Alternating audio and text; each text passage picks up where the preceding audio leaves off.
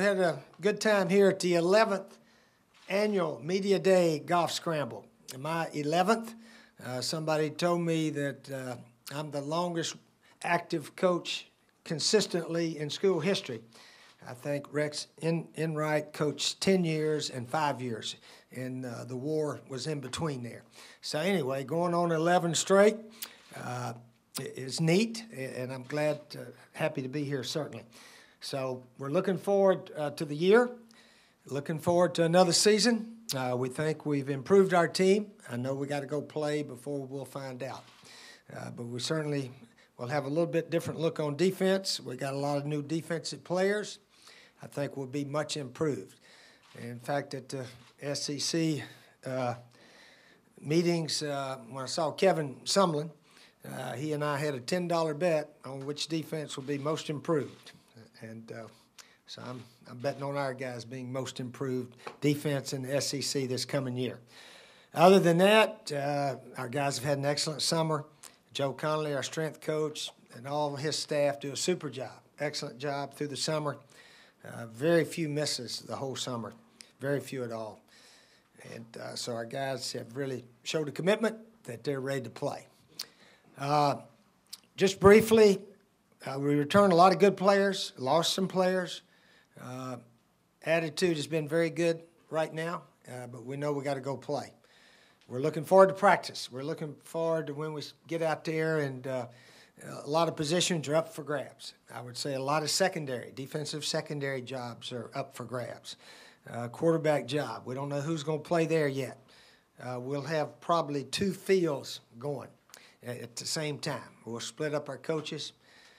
Coach Mangus will take the quarterbacks on one field. I'll take them on another field. O-line coach Sean Elliott will take some. Travell Wharton, maybe we'll watch him on the other side, and away we go. But we need a lot of repetitions in practice to find out who our best players are. Give everybody a chance to show that they can play like the coaches ask them to play. So anyway, we're looking forward to practice, looking forward to preseason, and fielding a team that our fans will be proud of again. At times last year, it was hard to be proud of our team, myself included. As a head coach, coaching staff, we probably didn't do our best job. But we need to put a bunch of guys out there that are going to play their hearts out, play with tremendous effort, and act like they really care about the University of South Carolina. So that's a mission, and certainly the biggest goal every year should be putting players out there that give it all they got for their teammates, their school, their fans, and everyone concerned. So that's what we're going to try to do our best to do this year. We think they can play. We think they're all pretty good players. Statistically, they all did pretty well through last spring, all 3 of them, and now we got Lorenzo Nunez in the mix. So we'll be practicing 4 for a while, and then we'll sort of slim down to 2 of them, probably getting most of the snaps whenever that occurs. You can't get 4 ready. I know that. Then we'll try to get down to about 2 once we get into the preparation for the first game. Well, we think they're good players. They just haven't played a lot yet, some of them, and we think we're going to coach better this year. I think the entire staff will have a better coaching season. But again, mostly some new players on defense. We'll have a bunch of new players on offense. We lost several wide receivers. Of course, we got Farrow coming back. Debo Samuel, I think, is really going to be a good one. And then we got a bunch of guys that haven't had a chance to play yet, but they'll be out there. And same thing with defense. We got some junior college kids that have never played. Quay Lewis, Dante Sawyer, Eric Jones. So it's going to be fun watching them play. I think the effort level will be vastly improved on our team this year. I think we'll be a faster team, a team with a lot more passion, energy, and so forth. We need to find a quarterback. We need to find a guy we can all hang our hat on, say this guy's a tough guy, he's got courage, he'll sit in the pocket, he'll take a hit, he'll bounce right back up, he's in the game. We need to find that guy, hopefully. And, I'm hoping one of our quarterbacks will completely outplay the rest. And then makes it simple for the coaches, very simple. Obviously, last year Dylan was by far the best quarterback. He played just about every snap and stayed healthy the entire year. If we find one we think is the best, that could happen. But if not, then, 2 or 3 quarterbacks could play.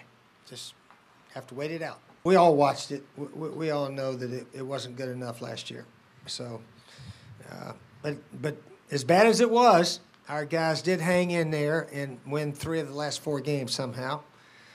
How we won that game down in the swamp, I'm still trying to figure out, but we did. And we managed to win the bowl game against Miami. So we finished on a very positive note for all of us, players and coaches, to get us going through spring practice and into the off season. So for as bad as it was at times, it was pretty good at the end. So you felt like it got better. You felt like they changed in terms of the effort that they were playing with. Well, somewhat. Just overall, it wasn't good enough. I think we'll all agree. Nobody said he was number 1 that I know of, Phil. Did somebody tell you we had a number 1? No, I've always believed in letting them battle it out through the summer. Gosh, even my first year at Florida, when it looked like Shane Matthews was going to be the quarterback, he had to battle it out through the summer and won the job in preseason. So that summer's a long time. I don't think you say he's our number 1 guy, and then you go all the way through the summer, and somebody else may look better than that guy. Now the NFL, some of those guys do it a different way. They'll trade for a guy and say he's number 1, and away they go. But that's not the way I've ever done it. I believe we try to let the guys earn it as we go. We think the offensive line is going to be fine. Did lose a very good player, A.J. Cann, second pick, I guess, of the Jaguars. And Corey Robinson is still with Detroit. So we got a couple in camps. But we got some depth there right now. Didn't have much this spring. I think we had 6 players, went just about the whole spring practice. We're fired up about these 5 freshman linemen we got here. They're all good size, wonderful attitude guys that I know Coach Elliott's fired up about watching them when we start playing here. Zach Bailey, Blake Camper, Corey Helms is not eligible this year. Trey DeUrin and Pellage, Christian Pellage, our Brooksville, Florida kid. That's all 5 of them.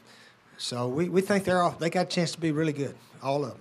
We've got to move them around. Obviously, most teams will say when that number 11 gets it, we got to get 1 or 2 guys around him or what have you. But, we'll move him all over the place. He'll be some in the Wildcat. We'll put Nunez in there with him sometimes too, see what that does. But, we got to get the ball to Farrow. He's also our returning leading passer. I don't know if you knew that or not, Josh. You did know that? He's thrown for more yards than anybody on the team right now. I don't know if any school in America can say that. A non-quarterback is the leading returning passer, but he is our leader right now. So I'm sure you guys knew that, but just filling in for you. We may have a better team than a lot of people think. That's why we go play the games. That's why we play them. And we got a bunch of – I like that we're not picked too high. This time last year, I remember we were talking about going to Atlanta, doing this, that, and the other. We weren't talking that way after the Texas A&M game. No, we were saying, wow, man, is there somebody out there we can beat right now? And fortunately, we played well enough to win 7, I guess, and could have won some others, but we didn't. So we think we got a very competitive team. That's about as much as I'm willing to predict, a very competitive team against everybody we play.